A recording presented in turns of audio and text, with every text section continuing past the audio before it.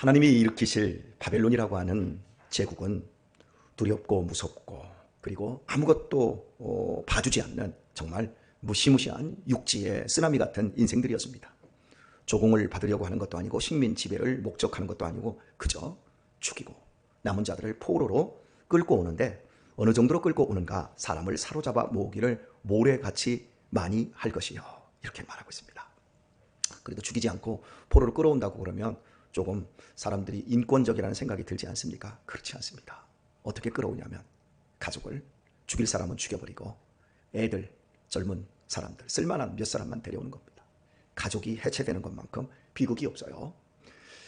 저 미국 땅에서 그리고 유럽 땅에서 흑인들을 노예로 부릴 때 특별히 미국의 남쪽 지방 링컨이 노예 해방 전쟁을 일으키기 바로 직전 남쪽에서는 이 흑인들이 아이를 낳게 되면 가족들을 다 팔아버립니다.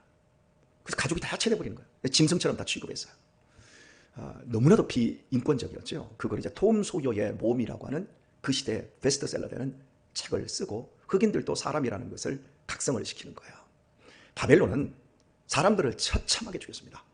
그리고 가족들을 다 뿔뿔이 흩어지게 하고 포로로 끌어가는 무시무시한 인간들이었습니다. 이런 인간들을 하나님이 일으켜 세우셔서 유다라고 하는 하나님의 백성들, 그들을 다 이렇게 그들 손에 붙여버리겠다고 말씀을 하고 있는 거예요. 이유는 하나님의 백성들이 하나님의 말씀 안에서 선과 의와 의, 사랑을 추구하며 아름다운 공동체 안에서 거하면 하나님이 지켜주시고 하나님이 모든 이런 세력들을 막아주시는데 마치 울타리를 걷어내고 뚝을 다 무너뜨린 것과 똑같습니다. 우리들이 동물원에 가면 무시무시한 사자가 있고 호랑이가 있어도 울타리가 높게 쳐져 있고 사자나 호랑이가 도저히 뛰어넘을 수 없는 해자가 있기 때문에 우리가 안전한 거예요. 그리고 아이들도 그 앞에서 마음껏 구경할 수 있습니다. 우리들이 이 한 세상을 살아가는데 하나님이 지켜주시지 아니하면 우리의 인생이라고 하는 것은 정말 너무 허약하기 짝이 없어요. 세상 사람들처럼 무시무시한 좀비 같은 마음을 가지고 마음껏 분탕질해도 양심의 가책이 없거나 그렇다고 우리 스스로를 방어할 돈이 많기를 합니까? 남들보다 이빨이 세서 세상 사람들이 우리를 물어뜯으면 우리도 함께 물어뜯을 만하고 세상 사람들이 우리의 뺨을 치면 우리도 같이 맞받아 칠 만큼 그런 악한 마음을 가진 것도 아니고 정말 우리는 세상 앞에 양과 같은 존재입니다. 그러나 바벨론 같은 이런 무시무시한 표범 같고 늑대 같고 독수리 같이 이런 무시무시한 맹수 같은 사람들에게서 보호를 받는 이유는 딱 한 가지. 우리가 하나님의 말씀대로 살아가면 우리가 하나님의 보호물이기 때문에 하나님이 지켜주신다라고 하는 것을 끝없이 하나님은 이스라엘 백성들에게 설득을 했지만 그 말을 듣지 않고 힘 있는 자들은 힘 없는 자들을 겁탈하고 그들의 것들을 다 빼앗아버리고 지도자들, 돈 있는 자들, 권력 있는 자들 그 몇 사람들만 잘 먹고 잘 사는 세상과 똑같은 사회를 만들어 버렸습니다. 그것을 하나님이 심판하시기 위해서 바벨론을 세우셨다라고 하는 것. 본문 말씀을 조금만 더 보도록 하겠습니다. 말씀 가운데 9절을 보면 그들은 다 강포를 행하러 오는데 앞을 향하여 나아가며, 이 강포가 뭐예요? 사람에게 포악하게 대하는 거예요. 그런데 그들이 앞을 향해 나아가는 거예요. 다른 사람들의 사정을 절대 봐주지 않는다는 거예요. 여러분이 인생을 살아가면서 좀 내 사정 좀 봐주세요, 이럴 때가 있지 않습니까? 그런데 전혀 사정을 봐주지 않는 거예요. 인간미라고 하는 건 조금도 없는 거예요. 믿음 생활 하시면서 인간미가 많아야지, 인간미가 적으면 그것은 신앙적인 것이 아니에요. 자꾸 인간적인 것은, 교회에서 자꾸 말할 때 인간적인 것은 비성경적이다라고 얘기하는데 가장 인간미가 넘쳤던 분은 예수님이에요. 그러니까 죄인들의 친구가 되시고 손가락질 받는 세리의 친구가 되셨던 거죠. 가장 인간적인 것, 먹기를 탐하는 자. 예수님의 별명이 먹방이었어요. 그 시대에 먹기를 탐하는 자. 이렇게 가장 인간미가 넘쳐야지, 인간미가 없이 율법적인 잣대를 가져다 놓고 그러면 안 돼. 이런 식으로 무섭게 몰아가는 사람들은 바벨론을 많이 닮았다고 생각을 하면 됩니다. 그리고 10절을 보면 열왕을 멸시하며 방백을 취소하며 모든 견고한 성을 비웃고 흉벽을 쌓아 그것을 취할 것이라. 뒤에서부터 보면 흉벽을 쌓는다라고 하는 것은 적의 요새 앞에 커다란 벽을 쌓고 그 요새를 공격할 때 쓰는 기술이라고 할 수 있겠습니다. 그리고 견고한 성을 비웃는다 그래요. 이 바벨론은 인류 역사 최초로 공성퇴를 만들었어요. 공성퇴라고 하는 것은 그 높은 성벽을, 단단한 성벽을 부숴버리는 무기입니다. 지렛대 원리를 이용해서 커다란 쇠를 지렛대처럼 이렇게 흔들리게 만들어서 그걸 갖다가 돌려서 성벽이나 성문을 쳐버리면 다 깨지게 하는 이 무기를 만들어낸 거지요. 바로 이것 때문에 바벨론은 승승장구하며 다른 나라를 쳐들어갈 수 있었는데, 예루살렘 성은 높은 고지대 700m 고지대에 있습니다. 그리고 굉장히 견고한 성을 쌓았어요. 그런데 이것이 아무짝에도 쓸모없는 거예요. 바벨론이 가지고 있는 무기 자체, 공성태라든지 그들이 흉벽을 쌓는 기술이 기가 막히게 발달되어 있기 때문에 그냥 다 비웃어버리는 거야. 그리고 방백을 취소하며 아무리 똑똑한 사람들, 아무리 잘난 사람들이 예루살렘에 인재들이 많아도 그 취소라고 하는 이 말의 의미가 빈정거림이에요. 교회 안에 아무리 똑똑한 사람이 많아도 세상에 악한 지혜를 가진 사람들을 당해낼 재간이 없습니다. 세상의 지혜는 죽이는 지혜예요. 하나님의 지혜는 살리는 지혜예요. 그런데 우리가 우리의 지혜를 가지고 세상과 맞서서 세상에 똑똑하고 잘난 사람들과 경쟁시키고, 그래서 그 안에서 돈을 벌고 그러려면 우리도 죽이는 지혜로 나가야만이 세상 사람들을 이길 수 있는데, 우리는 살리려고 해요. 오늘 이런 바벨론들이 우리 주변에 너무 많은 거예요. 참, 우리 성도님 한 분이 그런 이야기를 얘기를 하셨는데, 자기가 고향 친구가 있어서 고향 친구가 한번 만나자고 해서 한번 나갔대요. 그런데 단둘이 만난 게 아니고, 정말 친한 친구들 단둘이 만난 게 아니고, 나갔더니 웬 막 남자들과 여자들이 많다는 거죠. 근데 애인 만드는 그룹이더라는 거죠. 이게 뭐 송탄에서 일어나는 일이에요. 친구 만나러 갔는데 웬 남자들 웬 여자들 막 히덕거리고 놀고 막 이러는데, 남편이 있는 사람들인데 애인을 하나씩 만들어주는 거예요. 가장 친한 친구, 내 고향 친구가 남편이 있는데 애인을 만들어주겠다고 친구를 불러내고, 이게 세상 지혜예요. 그 지혜가 어디로 갑니까? 결국 이혼으로 가버리는 거예요. 가정에서 탈선돼 버리고. 오늘 우리가 조금만 정신을 안 차리면 우리 주변에 즐겁고 우리를 정말 자극적으로 이끄는 것들이 굉장히 많습니다. 여러분, 음식도 한번 생각해 보세요. 마라탕? 저는 여태까지 마라탕을 안 먹어봤어요. 기름기가 많고 아주 맵다고 하더라고요. 사실 그런 것들이 우리의 몸을 아주 베리는 거 아닌가요? 제일 많이 우리의 몸을 베리는 건 술이나 담배죠. 그래서 교회에서, 우리 한국교회 초창기에 술, 담배는 안 됩니다. 술, 담배로 당시에 우리 교회가 세워질 때 보게 되니까, 선교사들이 돌아보니까 미국 사람들은 술을 어디다 먹죠? 이만한 작은 데다, 와인 같은 거, 와인을 먹으면 큰 잔에다 먹기는 하는데 대부분 술잔이 굉장히 작아요. 유럽 문화는. 근데 우리나라는 어때요? 대조, 막걸리. 먹어도 그 사람들은 이만한 잔에다 놓고 그냥 얘기하면서 꼴짝꼴짝 살짝 혓바닥만 적시면서 사실은 조금밖에 안 먹거든. 근데 우리 한국 사람들은 와서 먹어보니까, 나는 한다는 말이 술을 배에다 넣고 가도, 말술을 배에다 넣고 가도 지고는 못 간다. 그렇게 먹고 집에서 아버지들이 다 자녀들, 마누라들 두들겨 패고 가부장적이니까. 그래서 이걸 가만히 보니까 이 교회를 다니는 사람들이 이 술 문화에 빠져버리면 이게 신앙이 자랄 수도 없고 가정이 온전해질 수도 없다는 걸 깨달은 거예요. 그래서 선교사님들과 초창기 우리 한국교회 지도자들이 모여서 이 술은 건덕상, 절대 안 됩니다. 담배도 절대 안 됩니다. 이제 이렇게 한 거죠. 근데 세상 사람들은 모이면 그걸 안 하면 왠지 사회에 뒤처지고 바보 같은 사람 취급을 하는 거, 이게 세상의 지혜예요. 그러니까 애들도, 젊은 애들도, 조그만 애들도 호기심에 그걸 해야만이 어른이 되는 줄 알아요. 저도 중학교 3학년 때 그걸 해야 어른이 되는 줄 아는 거예요. 그러니까 내 주변에 애들이 담배를 피고, 교회 갔더니 형들이 또 담배를 피고 있는 거예요. 친구들이. 그러면서 토요일 날 학생 예배 다 끝나고 나서 불러가지고 저수지 밑에 가가지고 그 교회 형들 친구들이 너도 한번 담배 피워봐라. 나 그래서 교회에서 담배 배웠다고 여러분에게 말씀드렸잖아요. 교회라고 사실 우리가 정신을 안 차리면 안전하지 않은 것이에요. 그래도 교회에서 배워서 일찌감치 끊어서 이렇게 오늘 목사가 되고 그거의 폐해가 얼마나 나쁜지를 잘 알고 있고, 내 친구들 대학 가서 담배 핀 애들은 교회에서 배운 게 아니라 대학 세상 지혜 앞에서 배웠기 때문에 지금까지 술, 담배를 끊지도 못하고 이거 끊어야 되는데 그지랄 하고 있는 거죠. 참, 그러니까 세상의 지혜를 가지고 이 교회를 들여다보면 이 교회의 지혜가 이 빈정거림밖에 안 되는 거예요. 치소하는 것밖에 안 되는 거예요. 그리고 10절 앞부분 이제 거꾸로 지금 보고 있는데, 열왕을 멸시한다 그래요. 바벨론 같은 이런 엄청 센 나라는 세상의 모든 나라를 다 멸시해버리는 거예요. 그냥 아무것도 아닌 거예요, 그들에게는. 사랑하는 교회 여러분, 하나님의 지혜를 우리 더 충만하게 원하고 또 그렇게 소유할 수 있기를 소원합니다. 그 지혜를 가지고 분별하며 죽이려고 하는지 나를 넘어뜨리려고 하는지 그걸 깨달아야 돼요. 그래서 우리 교회 그 집사님이 한번 그 친구들 딱 모임에 나갔다가 그 자리에서 바로 일어나 버렸대요.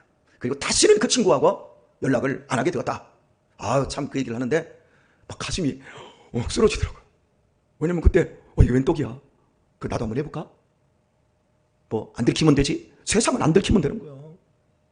만약에 그렇게 넘어갔다면 그래도 우리 교회에서 교육을 잘 받아서 영적 군사학교를 하고 아카데미를 잘해서 지혜, 하나님이 주는 지혜를 가지고 그걸 이겨낸 그런 부분들이 참 은혜스러운 거예요. 여러분들도 이런 지혜를 가지고 세상의 이 바벨론과 같은 이 지혜를 꼭 이겨내시길 바랍니다.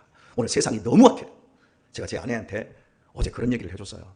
여보, 참 당신은 사모가 됐으니까 망정이지. 사모 안 됐으면 직장생활 하거나 그랬으면 당신은 세상의 문 남자들의 표적이 되었을 거야. 당신 감사해. 나 만나서 사모된 거 감사해야 돼. 그랬더니 꼭 그 얘기하고 싶어서 그렇지. 아니, 나 당신 무서워. 우리 청년들 가만히 예쁜 애들, 우리 애들 다 보면 무섭습니다. 얘네들이 말씀으로 무장이 안 되면 세상에 나가면 이리 같은 사람들, 간사한 그 사람들이 어떻게 해서라도 한번 애인 삼아 보려고, 어떻게 해서라도 호텔로 끌고 가려고 하는 이런 일들이 여러분 얼마나 많습니까? 믿음 안에서, 교회 안에서 우리 아이들이 자기 스스로를 지켜낼 수 있는 그 경건의 지혜들을 우리가 잘 가르쳐야 돼요. 그렇지 않으면 다 잡아먹히는 거예요. 제가 30여 년 전 신학교에서 공부할 때 이런 것들을 배웠어요. 절대 설교 길게 하지 마라. 그리고 설교를 하더라도 위로 설교를 해라. 성도들이 늦어도 절대 성도들한테 늦는다고 뭐라고 하지도 말고, 안수 집사님이나 성도들이 술, 담배를 하면 절대 술, 담배 얘기는 설교에서 하지 마라. 이런 것들을 제가 배웠다니까요. 힘든 이야기 하지 마라. 여러분, 제가 30여 년 전에 배운 설교학에서 이런 것들을 제가 배웠어요. 선배들에게, 교수님들에게. 근데 나는 지금 돌이켜보면 하지 말라는 걸 다 하고 있더라고요. 제가 지금은 그래도 설교가 짧아져서 지난주일에는 45분을 했어요. 근데 딱 설교를 30분에서 25분만 해라. 그래서 내가 요즘 물어봤어요. 요즘 설교 몇 분 가르치냐? 그랬더니 20분 딱 넘어가면 안 된다. 이렇게 가르친다는 거예요. 그러면서 왜? 교인들을 소비자로 만들어버리는 거예요. 고객 만족 시대. 우리 교회 주차장 완비. 전도지에 쓰여 있어요.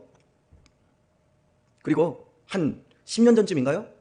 어느 날 그 전도지 한 장을, 제가 서정리역 쪽에서 가다가 전도지 한 장을 받았어요. 서정리에서 가장 큰 교회. 근데 그 전도지에다가 추수감사절이 딱 지나고 그 다음 주 거였어요. 추수감사절 1,000만 원, 800만 원, 500만 원, 그리고 100만 원, 20만 원, 이 명단을 제일 많이 드린 명단에서부터 이렇게 썼더라고요. 이런 거. 어떻게 교회를 그렇게 끌고 갈 수 있어요? 교회에서 설교, 성도들 소비자, 종교를 소비하게 만들어버리는 거죠. 책망을 안 하니까 아이들이 죽는 거예요. 책망을 안 들으면 사람이 자기가 정말 잘하는 줄 알아요.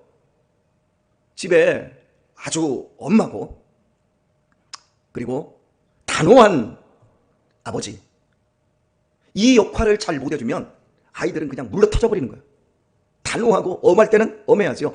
근데 항상 단호하고 엄하면 안 되지만 부드러움도 있고 자유라고 하는 것들도 많이 있어야죠.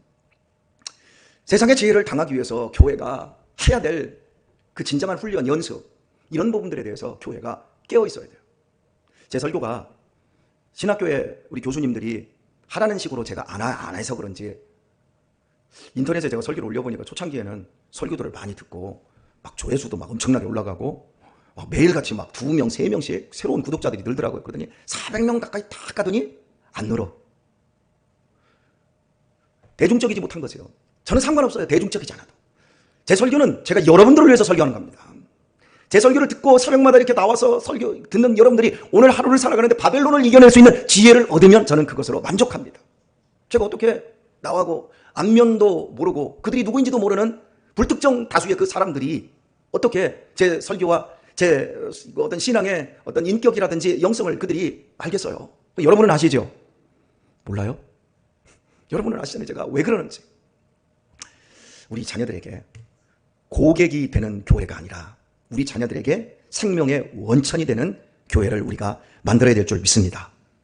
말씀 오늘 끝을 봅니다. 11절입니다. 그들은 그 힘으로 자기 신을 삼는 자라. 바벨론과 같은 사람은 그 힘이 자기에게 있어요. 자기가 가진 지식, 자기가 가진 돈, 자기가 가진 기술, 자기가 가진 권력, 그 모든 것, 그 힘이 거기에 있는 거예요. 우리의 힘은 어디에 있어요? 하나님이잖아요. 하나님을 아는데 우리의 힘이 있잖아요. 하나님을 의지하는데 힘이 있잖아요. 하나님 안으로 들어가서 그 안에서 하나님께서 역사하실 때 우리는 힘 있는 자가 되지 않습니까? 우리 종이를 생각을 해보면 이 종이 한 장 아무런 힘이 없어요. 그러나 이 종이를 갖다가 쇠에다가 딱 붙여놓으면 이 종이는 그 쇠와 똑같아집니다. 우리 아무것도 아니에요. 너무나도 허약한 존재예요. 세상에 그냥 종이 한 장처럼 세상에서 우리를 핥히면 쫙 하고 찢어질 존재예요. 우리 예수님 믿는 사람들이 마음이 다 열려 있어요. 그러다 보니까 상처를 잘 받아요. 그런데 이 종이떼기 같은 우리의 마음을 예수님의 그 무쇠와 같은 세상을 이긴, 죽음을 이긴 그분의 몸뚱이에다 붙여버리는 거예요. 그 접붙였잖아요. 그래서 그분이 포도나무시고 우리는 그분의 가진 거예요. 떨어지지 않을 때 우리는 세상의 힘을 이겨낼 수 있습니다.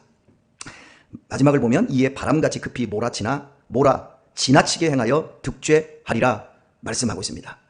여러분 싹쓸이 해보셨나요? 지금 약간 웃으시는 분들은 싹쓸이가 어디서 나오는지 지금 용어인지 지금 아시죠? 싹쓸이 어디서 나와요? 피박, 멍박, 띠박, 광박 해가지고 흔들고 쓰리고 아시죠? 싹쓸이. 고명장 원사님은 모르세요? 그런 것도 모르시나? 고스톱. 네. 싹쓸이. 고스톱을 초저녁부터 친구들하고 어울려서 칩니다. 하다가 어떻게 오광에 고도리에 그리고 이제 잊어버렸네. 피박 홍단 청단 다 하고 그것도 한 번 고, 두 번 고, 쓰리 고 해가지고 판을 싹 쓸어버렸어요. 그러면 그날 그 판은 이제 끝나버린 거예요. 그 노름판은. 여러분 싹쓸이의 기억을 여러분 가지고 계신 분들이 계시죠. 싹쓸이 하는 사람의 희열, 일생에 한 번 있을까 말까 엄청난 즐거움. 여기는 도대체 않는가 봐. 오늘 김동대 권사님이 오셨어야 이게 조금 재밌으실 텐데. 예. 그 싹쓸이를 하면요, 본인은 엄청나게 희열을 느끼지만요, 싹쓸이를 당한 사람은요 환장하는 거예요. 하나님께서 바벨론은 싹쓸이하는 인간들이에요. 그런데 하나님이 이렇게 말씀해요. 이에 바람같이 급히 몰아치게 행하여 득죄하리라. 하나님께 득죄한대요. 여러분이 힘이 있고 여러분이 능력이 있고 여러분이 실력이 되어도 싹쓸이하면 안 돼요. 오늘날 힘이 조금만 있어도 돈을 싹쓸이 해버립니다. 평택에 부동산 투기 떴다방 고덕에 들어올 때 바로 이 앞쪽에 이 주유소 옆쪽으로 부동산이 이쪽에서 저 끝까지 부동산이 쫙 들어왔어요. 그리고 그 사람들이 다 서울 사람들이에요. 그리고 싹쓸이해서 다 빠져버렸어요. 싹쓸이하면 안 돼요. 여러분이 돈이 있어도 나누고 베풀고 섬기면서 살아야 돼요. 의미 있는 일에 여러분의 인생의 가치들을 투자하면서 살아야 돼요. 그냥 나 혼자 내 가족들과만 잘 먹고 잘 살려고 싹쓸이하면 인생에 남는 것이 없고 더더욱 무섭게 하나님이 그 죄를 묻는다고, 득죄하는 거라고 말하고 있는 거예요. 오늘 말씀을 맺도록 할게요. 전두환 전 대통령, 전두환 전 씨라고 합시다. 그분의 부인이 이순자 여사였잖아요. 그러면 노태우 대통령의 부인이 누구였어요? 다 잊어버렸어요? 김옥숙이었죠? 김옥순이었나요? 옥숙? 네. 근데 이분들은 아직도 살아있잖아요. 노태우 대통령이 작고했을 때 장례식에 이순자 여사가 참여를 했어요. 그랬더니 김옥숙 여사가 몸이 안 좋아서 휠체어에 앉았는데 앉아서 조문을 받다가 이순자 여사가 딱 들어오니까 벌떡 일어났어요. 왜요? 그 사람들이 50년 친구였어요. 그러니까 평생의 친구인 거예요. 그런데 전두환 씨, 노태우 대통령이 백담사로 보내버렸잖아요. 함께 10여 년 동안 영어 공부도 함께하고 함께 군 생활을 할 때 그때 한 30여 년 동안은 너무나도 절친한 전두환 씨와 노태우 씨가 절친이었고 그 부인들도 절친하게 지냈던 거예요. 그런데 전두환 씨가 나 밟고라도 너 대통령이 되라. 그래서 대통령 되고 나서 국민들 여론이 안 좋으니까 백담사로 보내버렸잖아요. 그날 백담사로 들어가면서 이순자 씨가 그렇게 서운하고 그렇게 속이 상했대요. 그리고 나서 시간이 이렇게 흘러서 남편들 다 죽고 나서 딱 만나면서 자리에서 벌떡 일어나서 이순자 씨가 했던 말이 뭐냐면 권력과 정치, 그것이 얼마나 더러운지 우리의 친구 관계를 다 끝장내버렸다고, 미안하다고, 잘못했다고 두 사람이 그때 잡고 엉엉 울었다고 그럽니다. 사랑하는 교우 여러분, 싹쓸이 하면 안 돼요. 그러면 인생의 진가, 인간미를 잃어버려요. 오늘 싹쓸이 할 수 있어도 많이 좀 남겨두시고 너도 먹어야지. 자꾸 흘려야 돼요. 여기다도 흘리고 저기다도 자꾸 흘려야 돼요. 칠칠맞게 왜 흘려? 흘리면 개들도 와서 핥아먹고 닭들도 와서 주워먹고 그러면서 주변에 살아나는 역사가 있는 겁니다. 사랑하는 교회 여러분, 우리 세상의 무시무시한 지혜 앞에, 우리를 죽이고 우리의 것을 빼앗는 저 세상의 지혜 앞에 우리가 당해낼 길은 딱 한 가지예요.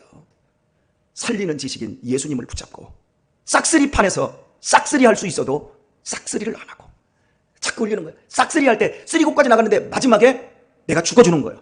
그래서 싹쓸이를 않고서나 그 판을 계속해서 이어갈 수 있을 만큼의 이런 마음의 실력들. 오늘 저 사람하고 내 인간관계 딱 끊어낼 수 있어. 끊지 마요. 나랑 마음 맞는 사람하고 싹쓸이해서 그 사람들하고만 놀지 말고 나랑 안 맞는 사람들도 받아들이고 용납할 줄 아는 그런 사람.